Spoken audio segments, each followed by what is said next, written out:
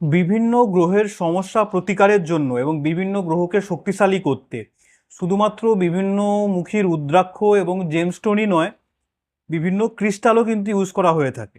শনির জন্য ইউজ করা হয়ে থাকে পাইরাইট, যা অর্থ আকর্ষণ করতে সাহায্য করে। অনেকেই জানেন না শনি ইজ মানি।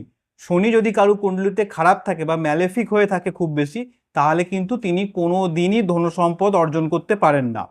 বুধের জন্য অ্যাভেন্টিউরিন ইউজ করা হয়ে থাকে, যেটা আপনার ভাগ্যকে আকর্ষিত করে। লাপিস লাজুলি রাহুর জন্য ইউজ করা হয়ে থাকে, যেটা আপনার আত্মবিশ্বাসকে বাড়াতে সাহায্য করে। কেতুর জন্য ক্রিস্টাল ইউজ করা হয় টাইগার আই, যেটা হচ্ছে শরীর স্বাস্থ্য ভালো রাখতে সাহায্য করে।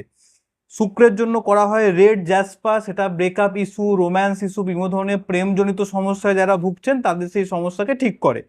চন্দ্রের জন্য ইউজ করা হয়ে থাকে মুনস্টোন, যেটা হচ্ছে মেন্টাল স্ট্রেস কমায়। চন্দ্র হচ্ছে মানসিক সমস্যা দেখে, তো মানসিক সমস্যা, উত্তেজনা, বিভিন্ন সাইকোলজিক্যাল ইস্যুকে নিয়ন্ত্রণ করে।